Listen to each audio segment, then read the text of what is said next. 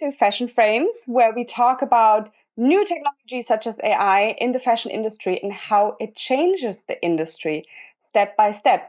And today, I'm very, very honored to have Leslie Holden here as my podcast guest. You are the co-founder of the Digital Fashion Group, and you have decades of experience in the design field as well as in the educational field. Can you tell me a little bit more about your career so far? Hi, Charlotte. It's great to be with you today. Of course, yes, I've had decades and decades. I started off as a traditional fashion designer. I specialize in menswear. I'm a graduate of the Royal College in London. And I worked for some important brands. I was a design manager for Dunhill. I worked for Xenia, for Liberty, for Burberry. In different ways, either a full-time job or as a consultant. I started my own company as well, and I've always been a bit of an entrepreneur too. And then gradually over the years, I got into education. I became the dean of an American university with a campus in London. I did that for a few years, and then I moved to Belgium because of my partner, and I started working in Amsterdam for Amsterdam Fashion Institute as the head of the design department. And I was there for a long time, and it was it was the beginning of COVID that I thought, oh, it's time to leave. I need to research, maybe I should do that PhD, start that again. I really wanted to look more into what was happening in digitalization fashion. I'd already set up some courses in digital design way back, like 2006, 2007. And that became a pillar of the Amphi fashion education. And I wanted to investigate more what was happening. And when I started researching and looking into it with my business partner, Sean, we actually realized that there was a lot happening, a lot beginning to happen. And I thought, it's time to change my job and concentrate on digitalization. So the Digital Fashion Group was born in COVID. It was a great time to do it because we were at home. We could reach out to so many leaders at that time, just on LinkedIn, and we spoke to them all. And then we thought, God, there's a lot of information out there. Maybe we should make a course because that's what we know how to do. So we started making some courses for the Digital Fashion Group. We did a mindset course, which we did in collaboration with Parsons in New York. We then did a skills course that we did in collaboration with Clo. And then we did another course for Coursera, again in collaboration with Parsons, of one specialism with 3 different courses. And we educated about 16,000 people in all through all these different courses. And it wasn't until really the beginning of 2023 that we started to think, people are not willing to pay money anymore for online digital courses. So since then, we've kind of transitioned in other ways, and we're now working much more as consultants, working with industry, more working with Bloomsbury, the publishers, and making series of masterclasses, and it goes on and on and on. So we're looking at it from all different aspects. So, so I've had a lot of experience. Yeah, and I love that you're so dedicated to education, because education is super important, especially with the new generation of designers coming in. And I feel like traditional fashion education is a little bit at a crossroads right now. So we can see that brands invest heavily in AI, 3D, and in other digital solutions. And many design schools, and I can say that because I'm also teaching myself now at a university, many schools still operate with quite an outdated model. So you've spent years in fashion education and digital transformation. So I wanted to ask you, do you witness an evolution right now? Or, and I'm going to say this a bit dramatic, right? Do we see a slow death of this traditional fashion education? Yeah, that's a good question. Yeah, we're absolutely witnessing a critical moment, and that kind of demands, I think, evolution. I think traditional fashion education can, of course, survive. Of course, it will. No problem with that. But it needs to undergo significant transformation. I would say digitalization is transforming the fashion industry. And then for fashion education to ensure relevance, it really must address several key areas. And I think these areas really are, like, firstly, I think part of the traditional curriculum are becoming less relevant. I mean, particularly the kind of overemphasis on manual skills and technical skills like pattern cutting, and without to focus on these without a kind of parallel digital proficiency. What's happening alongside the manual skills, and teaching that doesn't kind of rapidly change thinking about the supply chain or workflows. It's thinking about how these things were in the past 20 years ago rather than how they will be in 5 or 10 years' time. And also business models that are kind of stuck in pre-digital times. So I think also a challenge for schools is lacking access to essential tools, and it's like AI labs, like 3D software, and for a lot of schools, this is an immense gap that they're just not filling. And I'd say that these schools are really facing a real danger of graduating students unprepared for modern careers in fashion. And then finally, I think the very value proposition of fashion education needs rethinking, especially with AI generative designing. So, I think the focus, the shift for teaching mere production skills to cultivating strategic thinking, creative direction, ethical tech integration, and the crucial ability to curate and elevate AI generated content. It's a huge new field, and it's growing so fast. And students really have to invest significant time and money in education, and education must really deliver value and key employability by really fostering higher level, uniquely human capabilities, and complement with technology, not compete with technology. And I'd say this evolution towards strategic, digitally fluid, critical thinking is the only way that education could really assure its survival in fashion. I just a couple hours ago had a course with some students from the BSP school in Berlin. There were a mix of fashion designers, people who study fashion business or marketing, and journalism. And what I told them is that, of course, everyone is a bit scared right now. How will they find their place in this very rapidly changing industry?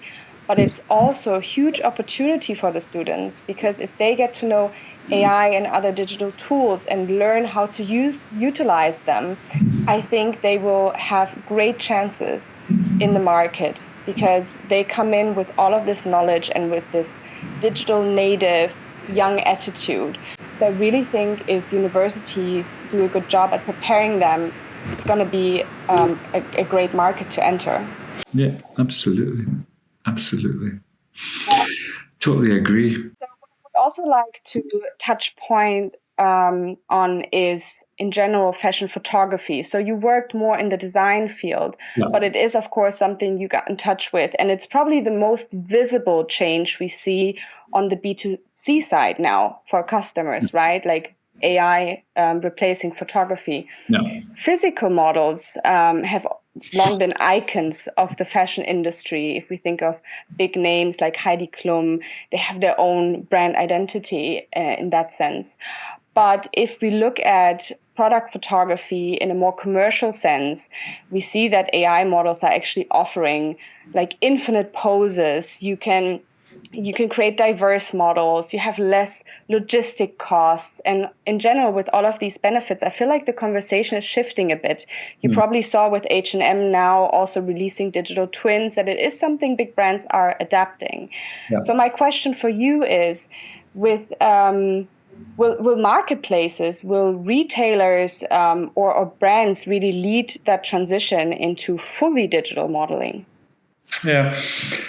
I'd say the tradition to fully digital modeling will likely be led by volume-driven retailers. And I think what is being already led by them. I think rather than luxury brands. And I think that the sheer efficiency gains are so exciting. And I think that for certain sectors like fast fashion, I mean, it's just, they can't ignore it. They can't ignore how efficient it can be. I think multi-brand fashion, fast fashion platforms or retailers like Zalando, Gap, H&M, they need consistent imagery for thousands of products really quickly. And AI models are really perfectly suited for that, for exactly what they need. And I'd say that these brands are really under intense pressure for cutting costs and accelerating speed to market. So I think replacing a traditional photo shoots with, which have live models and photographers and venues and, flights and accommodation, all that kind of thing. I think replacing all that with AI for e-commerce visuals is a no-brainer. And this will obviously achieve more efficiencies, obviously. And I think while luxury brands publicly value authenticity and perhaps less likely at the moment to replace iconic campaign models, like you said, I'd say therefore the order of transitioning really would be fast fashion, price-driven retailers, then kind of broader retail with prestige brands integrating kind of more cautiously, particularly for like high visibility campaigns. But I think at the end of the day, it's about how the consumer is going to react to this kind of thing. Yeah. And I think to kind of draw an interesting parallel, I think once people realize that images are AI generated, there might be an initial kind of like, oh my God, it's AI. Oh, it's not real. Oh my God, what does this mean? Maybe it's not as, whatever. After that initial kind of thing, I think the convenience and also the consistency will no doubt lead it, I think, probably quite quickly to become a new norm. And similar in many ways to how we looked at Photoshop and retouching initially. And nobody thinks about it. But we all know that these photographs are being retouched. That famous film star, she's in her late 50s. She's not going to look like that. It's impossible. So we know this is happening. So I think in a way, it will transition to be something that we're not really going to notice. We're not going to think about it in the same way. I mean, it's going to be tough for photographic models, of course, because they'll lose a lot of work. But I made the same comparison actually with Photoshop when I was still working back in Bestseller, and I was trying to pitch AI, especially to the marketing and photo department. And I was saying like, okay, with Photoshop, a lot of people also felt like it's gonna change their work a lot, or maybe it's going to take away, in the beginning at least, take away their jobs, because now you can paint everything, or you can, use a very bad picture and then make it perfect. And in the end, it really just made their life a bit easier. And I know AI is a little bit of a different topic because it can actually replace people potentially fully. But in the end, it's just we need to find a way to work with these tools to utilize them. Yeah. And I think it's a very good perspective you have that it's going to be these volume-driven brands that are going to start, because there it's a little bit less about art. Okay, probably that's a bit of a controversial thing I'm saying right now, but my personal opinion, it's a little bit less about art, right? It's about the product you're selling. But then when you go into the luxury market, there it really is a bit scary still to use AI, because the whole brand identity is so linked to the visual communication they have. And every little misstep, and AI isn't perfect yet, that's the thing. Yeah. Every little misstep can really harm the brand image. So they're a bit more careful. I don't know if you agree, but that's kind of what I hear from you, or the assumption I make from what you said. No, totally. I think that they have to, I think it has to become more accepted as something that people are not frowning upon in any way, so it's not going to at all affect. I think honesty is really important here. I think that people shouldn't pretend that it's not, that it isn't anything but AI.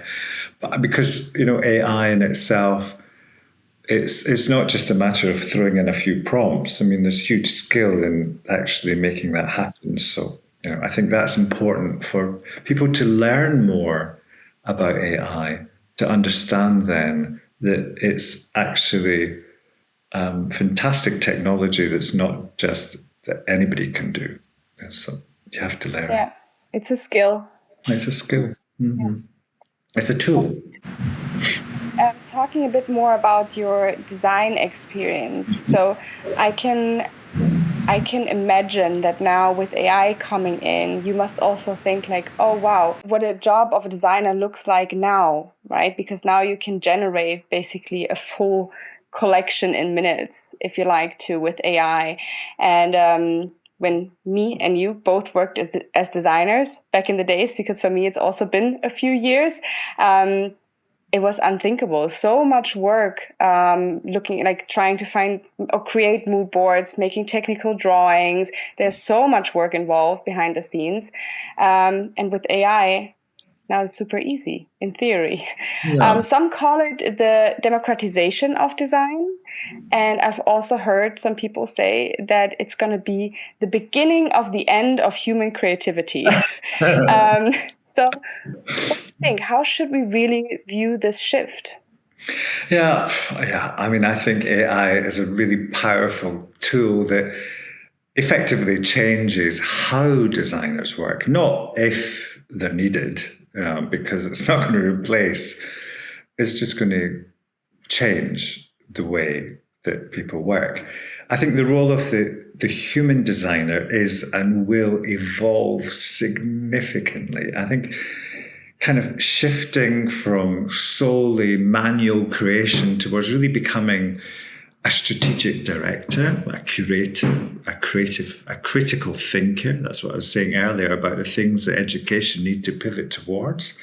I think designers must now excel at defining the vision, guiding AI tools effectively, which of course, as I said before, involve great skills, not just typing prompts, selecting and refining the outputs and integrating them with crucial human elements like emotional connection, cultural nuances, and material understanding.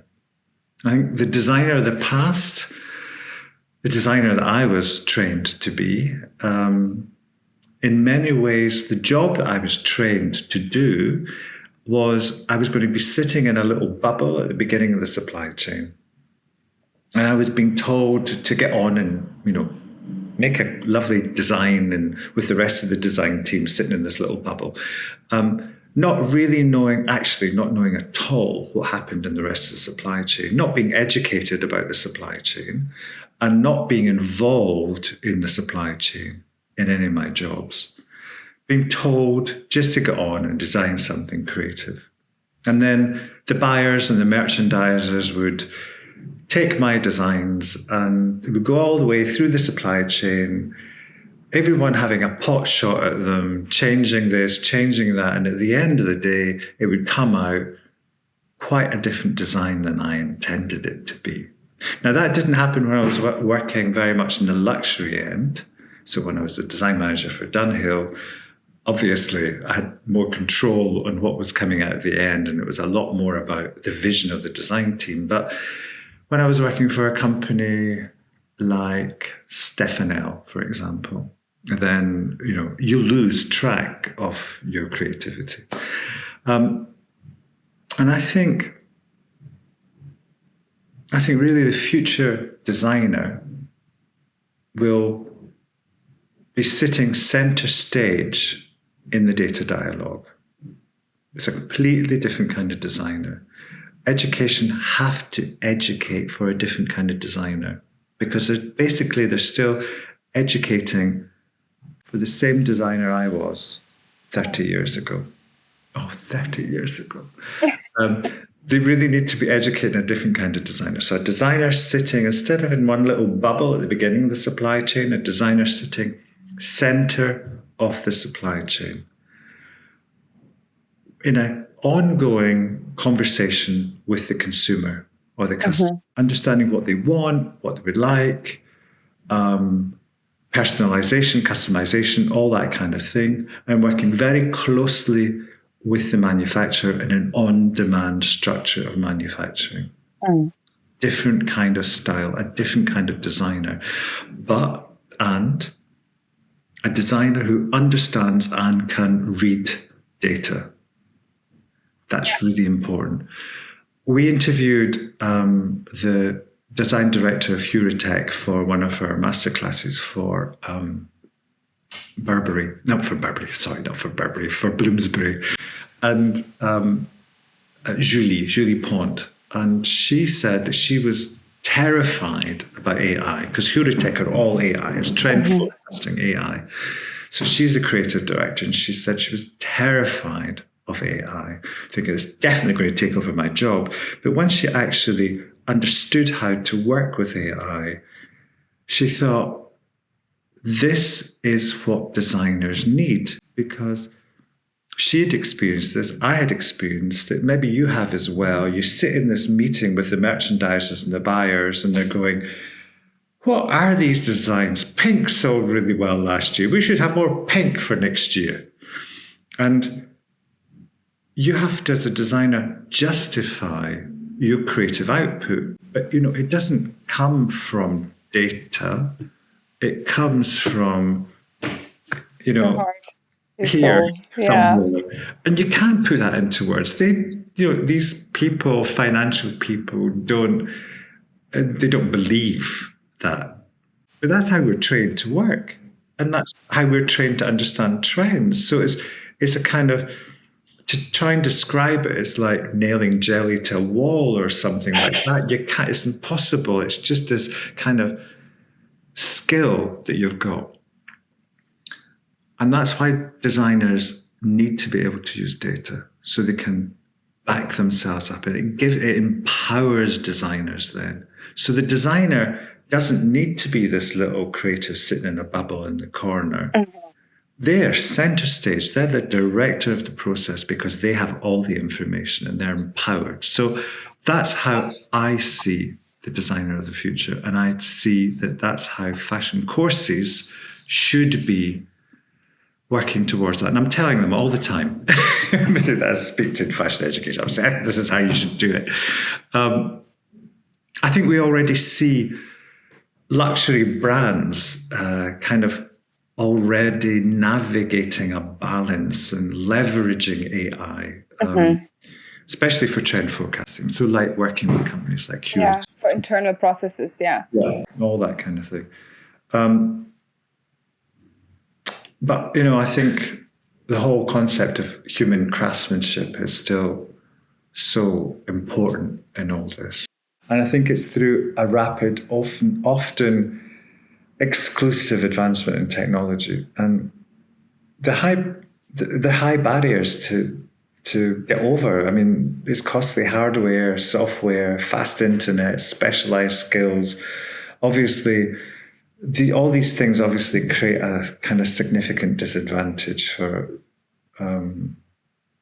communities that are outside the kind of the affluent tech-centered regions. At Digital Fashion Group, we worked a lot with African designers. We've educated a lot of African designers, and we've heard a lot of their issues and their problems. And we did a scholarship program, which, on paper was a fantastic idea because we were giving them free courses on Digital Fashion Group, and that was, we had a lot of people interested, but the problem was that it was very difficult for them to be able to afford the software and the hardware to actually do the courses. And they weren't getting enough help from these large companies to actually supply them with the things that they needed. So, that's a huge barrier. I think there's a massive risk, obviously, of sidelining invaluable traditional craftsmanship from these communities, particularly like, talk about Asia or Africa or Latin America. And if the skills are devalued in a kind of rush towards a purely digital output, then that's really quite shocking in a way. Yeah. I think we have to really actively work to ensure that we don't erase cultural identity and traditional techniques. And I think we should be able to do that in the positions that we're in, but also with the technology that we've got. And the technologies really ideally should be used to preserve and to share and to innovate all these kind of unique forms of knowledge and not homogenized design. And I think that's one of the problems that we have, isn't it? That we homogenize it in a kind of Western way. I think to prevent the future of fashion becoming totally exclusive, we need to proactively kind of promote accessible open source tools. I think that's really important. I think that needs to be supported more. That was a nice idea about the decentralized, autonomous thing, but it never really happened, did it? I think we have to invest more in digital infrastructures, of course, and training globally. We tried that, but it really needs the hardware and the software to back it up. I think also partnerships are really important, and with big companies who can really afford to support all this, take ownership of making sure that there's digital inclusion rather than exclusion. Yeah. Well, I think it's especially in fashion design where we want to be creative and create new things. It's so, so, so important to look at it internationally and get inspired and get people from different countries to join a company and not be closed off, because as you said, it's homogenizing the designs. And I think that's also the fear a lot of people have with AI, that this is contributing even more to that. Besides the hardware and the infrastructure and everything, that AI is of course trained on a specific data set, and that data set oftentimes is a very Western data set. So of course the AI can only create what it's been trained on. So it's even more limited what we get as results. Yeah. So it's even more important to have this diverse mindset operating the AI, I believe. Totally. Yeah. Yeah. So before we wrap this whole thing up, I like to ask my guests about kind of like their future outlook. So as we look ahead, the question isn't just how to keep up, right? It's how to lead in the industry, how to lead the change also in education. And so I wanted to ask you, what will define truly forward-thinking fashion education? God, that's a good question. Well, I think at the end of the day, we're talking about truly forward-thinking fashion education. And that I think that forward-thinking, future-facing will be defined by a proactive integration of technology and critical thinking and ethical grounding. An idea about agility in all this. A deep connection to both industry and a global context. I think that these are the kind of the key parameters that we have to use to develop a forward-thinking fashion education. But I think there's also many other parts of training that are important to understand more about how the industry is working. Not necessarily reading other academics who are talking about how the industry is working, but actually working with the industry.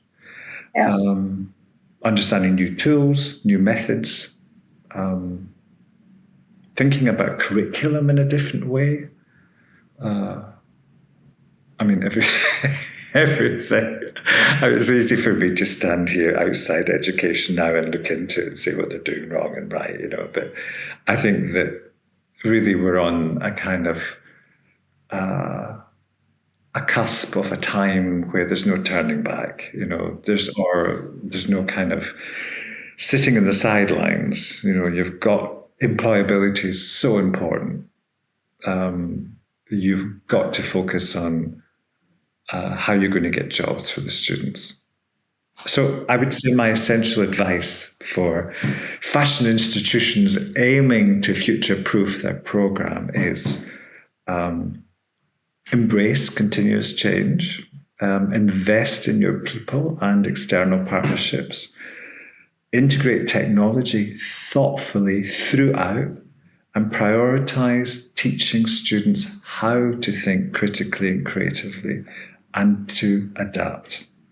I think the combination of critical thought, ethical grounding, and technological fluency is what's going to empower graduates to lead and not just follow in the future. I think that's a very, very wonderful advice. Thank you so much, Leslie. I appreciate you taking the time. I've as always learned a lot. I love interviewing people like you because I learn something while interviewing. That's also part of continuous development in the industry, I guess. And thank you so much. It was really great having you. Thank you. It was really nice to speak to you again, Charlotte. Thank you. Speak soon.